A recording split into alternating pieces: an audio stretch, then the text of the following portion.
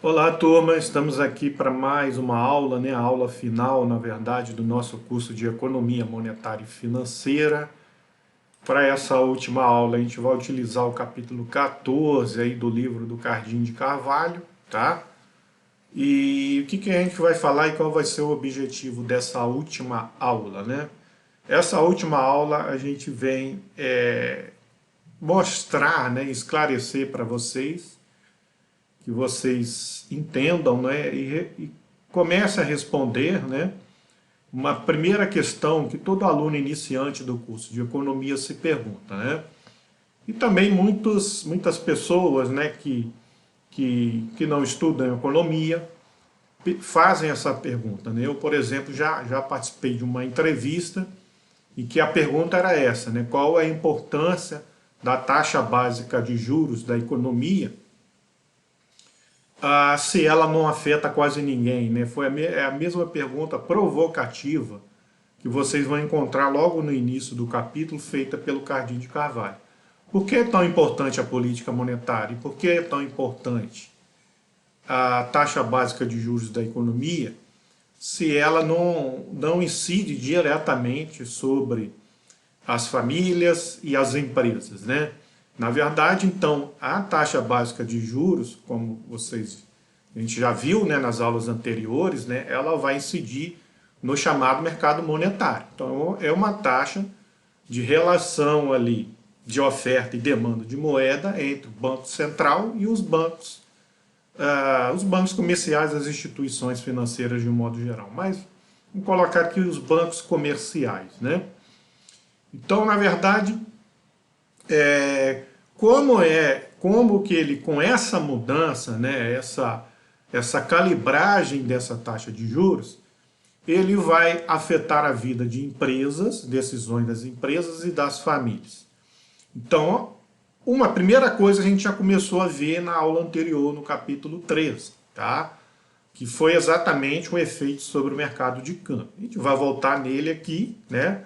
Vamos falar de novo, sem tanta profundidade quanto no capítulo 13, mas a gente volta nele. Mas além de ver esse efeito sobre o mercado de câmbio, a gente também tem um efeito sobre o mercado de capitais e um efeito sobre o mercado de crédito. Então, na verdade, ao incidir sobre o mercado monetário, ao mudar a taxa de juros de curto prazo ali do mercado monetário, o Banco Central vai estar provocando que as instituições que atuem em cada um desses três mercados, né, mercado de crédito, de capitais e de câmbio, também reajam a essa nova taxa de juros, mudando as suas decisões de oferta de moeda e aí afetando a vida de quem demanda essa moeda, que no fim das contas são empresas, investidores, as famílias de um modo geral, ok? Então é isso que a gente vai estudar hoje e ver então a importância dessa taxa de juros. Entender que de fato, como essa taxa de juros ela não me afeta diretamente, nem afeta diretamente a vida de uma empresa, mas ela afeta as decisões de quem oferta moeda e títulos para empresas, investidores e famílias, né? Importadores e exportadores, certo? Os agentes econômicos de um modo geral, ok?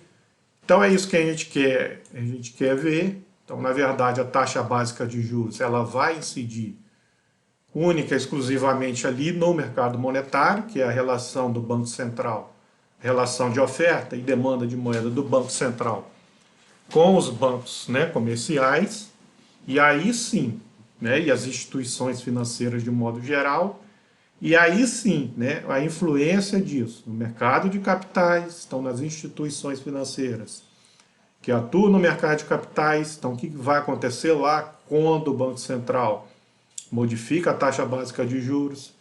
Aí a gente vai ver isso através do chamado canal do valor dos ativos, tá? No mercado de crédito, tá? A gente vai ver isso através do canal do crédito, ok? E no mercado de câmbio a gente vai ver isso através do chamado canal da taxa de câmbio, ok? Então esses são os 3 canais que vão compor o chamado mecanismo de transmissão da política monetária, ok? É a partir deste mecanismo que o Banco Central avalia a influência da taxa de juros lá no fim das contas para atingir o seu objetivo, né? Então, na verdade, né, como a gente já viu lá nas aulas de macro 3, né, que a gente falava que a política fiscal ela demora mais um pouco, né, a sua decisão, a sua tomada de decisão, porque tem que passar pelo Congresso, pelo Senado, mas quando é implementada a política fiscal, seus efeitos são imediatos, né, porque é por força de lei, ok? Já do lado da política monetária, a política monetária a tomada de decisão é mais rápida, porque o Banco Central, né, e o Ministério da Economia, de um modo geral, eles tomam decisões mais rápido, né, não precisa ficar discutindo, né, as decisões são internas, não é isso? Então, se decide muito mais rápido por uma modificação, né? Então, uma taxa de juros ela pode ser modificada sempre no mês seguinte, por exemplo, né? A taxa básica de juros pode ser modificada sempre no mês seguinte, né? Com a reunião do Copom. Vai lá e decide, mudou, pronto. Isso a gente viu em macro 3. Mas os efeitos dessa política monetária, como eu disse lá em macro 3, demora um pouco mais para chegar até as empresas e as famílias. E aí lá em macro 3 eu disse para vocês, olha, aguardem que em economia monetária e financeira vocês verão maiores detalhes, né? Não posso adiantar muito aqui, porque isso é lá da ementa de economia monetária e financeira, né? Lembram disso, né? Então, finalmente chegou a hora e aí a gente entender como isso de fato afeta a vida e as decisões de empresas e famílias, né? Então esse é o chamado mecanismo de transmissão. Então o Banco Central, a partir dele que ele avalia, né, qual que é o melhor canal, né, para se atuar, né, isso, e qual vai ser o melhor canal. Então, por exemplo, no Brasil, né, se a gente for discutir detalhadamente no Brasil, né, por isso que eu dei tanta ênfase lá ao mercado de câmbio. Ele é o canal que essa taxa de juros ela incide e funciona de forma mais fácil, se transmite de forma mais fácil. Porque no Brasil o mercado de capitais ele é muito restrito, tá? A poucas empresas, então não tem um efeito muito grande. E no mercado de crédito a gente tem um problema, não é isso? Que também é um pouco, eu já adiantei um pouco na última aula também, mas é o restrito número de bancos e instituições que atuam nesse setor de crédito no Brasil, tá, gente? Então a gente tem problemas efetivos, tá? Em cada um desses canais aí, em termos da economia brasileira, ok? Bom, mas sem mais delongas, vamos lá para falar sobre cada um dos canais aqui, ok? Então o canal do valor dos ativos, lá, então é esse que atua aqui no mercado de capitais, né? Então qual vai ser a influência da taxa de juros lá do mercado monetário sobre as decisões aqui do mercado de capitais. A gente vai ter, na verdade, 2 subcanais aí dentro desse canal, que na verdade é um canal que afeta as famílias e o outro que vai afetar as empresas em termos aí de investimento, ok? Então o Banco Central ele começa todo o processo, por exemplo, emitindo títulos. Então quando ele quer provocar um aumento da taxa de juros, então ele emite títulos, tá? Com isso ele diminui aí a liquidez, né, as reservas bancárias, ok? Retira e diminui a liquidez lá no mercado monetário, forçando então a uma elevação da taxa básica de juros de curto prazo. O que vai acontecer inicialmente é que a taxa de juros incidente lá sobre os ativos financeiros, né, de curto prazo, ela já se eleva.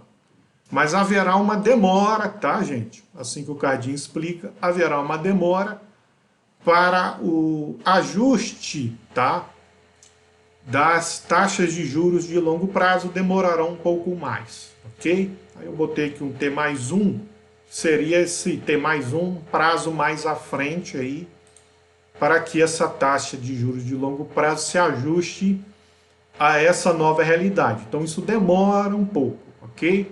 Então isso faz com que os agentes troquem os seus títulos, tá? As famílias troquem os seus títulos de maior maturidade, né? De longo prazo, de maior maturidade, por títulos de curto prazo.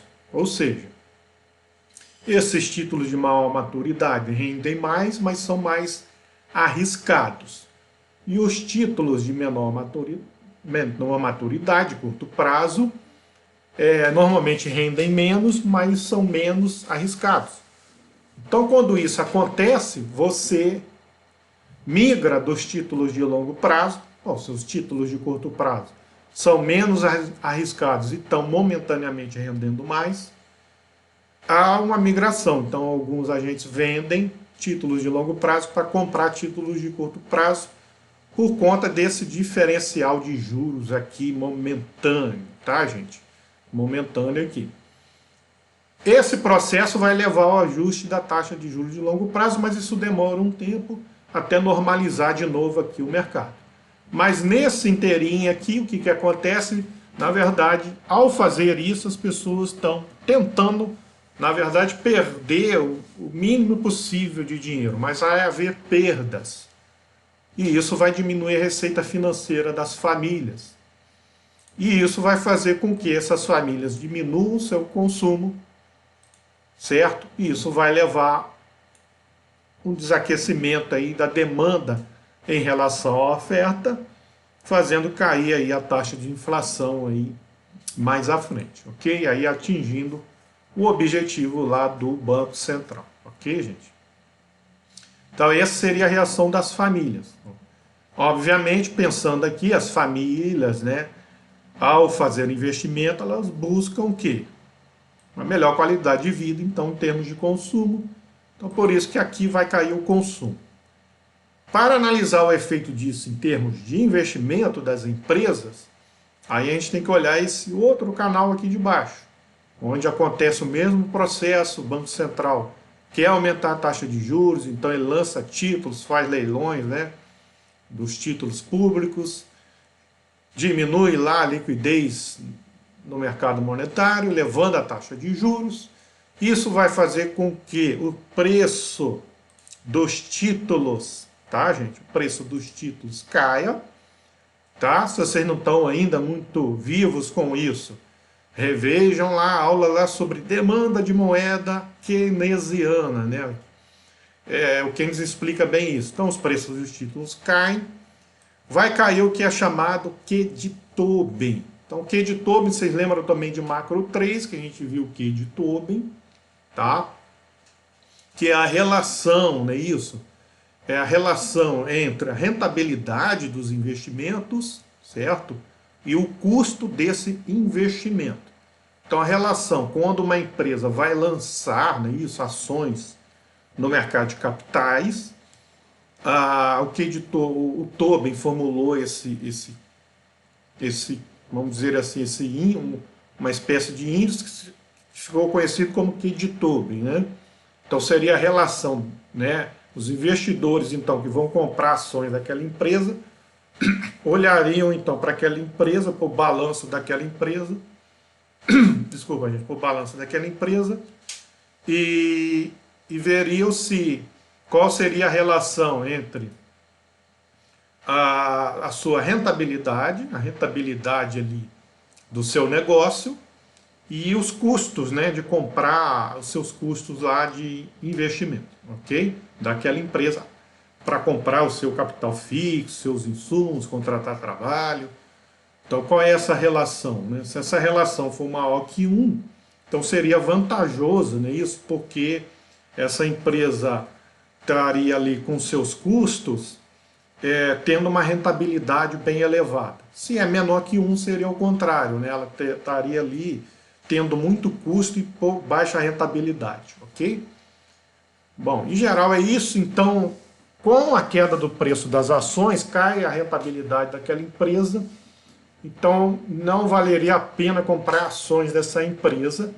Então essa empresa teria dificuldade em conseguir recursos lá no mercado de capitais para poder fazer os seus investimentos, colocar em prática aí o seu plano de expansão de alguma nova unidade, ou plano de expansão de alguma unidade já existente, ou uma construção de novas unidades, ficaria mais difícil, ok? Então, com a queda do investimento, isso levaria então ao desaquecimento da demanda agregada, fazendo a inflação cair, atingindo o objetivo do Banco Central. Então esse é o chamado canal do valor dos ativos, tá, gente? O segundo canal, então, é o que atua no mercado de crédito, é o canal do crédito, né? Esse canal do crédito, né, o Banco Central, ao lançar também títulos, retira a liquidez do mercado monetário, certo? Isso vai fazer com que os bancos tenham menos reservas bancárias disponíveis, ok? Lembra, tá? A gente viu na última aula, menos reservas disponíveis lá na conta de reserva junto ao Banco Central, ok? Certo? Então eles vão ter menos liquidez para ofertar aos seus correntistas, não é isso? Aos seus correntistas. Isso vai fazer com que diminua, tá? Aqui tá faltando uma seta, que diminua. Vai levar a uma diminuição da oferta de empréstimos pelos bancos, né? Aqueles empréstimos que o banco faz basicamente para as famílias comprarem automóvel, por exemplo, né? Bem de consumo durável. Aqui mais em termos de bem de consumo durável, tá, gente? Aqueles empréstimos e os empréstimos para capital de giro lá das empresas, ok? E, bom, isso de certa forma, aí eu coloquei aqui investimento, a gente coloca, né, os macroeconomistas que atuam nessa área, acaba colocando aqui investimento também, porque no Brasil, como o mercado de capitais ele é muito restrito ainda, então tem muitas empresas, né, e principalmente micro e pequenas empresas, que acabam buscando liquidez no mercado de crédito, né, e não no mercado de capitais, tá? Então aí entraria aqui investimento também. Então aí diminuindo o consumo e investimento, há um desaquecimento da demanda agregada, levando a uma redução aí da inflação, ok? Então esse é o canal de crédito. E aí o nosso último canal, o canal da taxa de câmbio, a gente já falou muito dele na aula, né, na última aula sobre o capítulo 13. Então é basicamente aquilo que a gente já falou, na verdade, a elevação da Selic provoca ali, no caso, quando a gente tem uma elevação da Selic, provoca uma valorização da taxa de câmbio, tá? Essa valorização da taxa de câmbio é ruim para exportadores, mas é bom para importadores. Exportadores vai ser ruim, eles vão ficar desestimulados porque vão estar ganhando menos dólares, certo? E para importadores é bom porque a importação vai ficar mais barata, né? Coisa que vocês já aprenderam aí já dentro do curso, né? Então isso teria um efeito negativo sobre a balança comercial, levando à redução da inflação, desaquecimento da demanda agregada, levando à redução da inflação, tá, gente? Bom, é isso, esses são os mecanismos de transmissão da política monetária, tá, gente? E, bom, é isso, agradeço a vocês aí a participação durante esse semestre, espero que vocês tenham absorvido aí bastante conhecimento sobre a economia monetária e que isso seja útil aí para a vida e a carreira de vocês, tá bom, gente? Um forte abraço e até a próxima.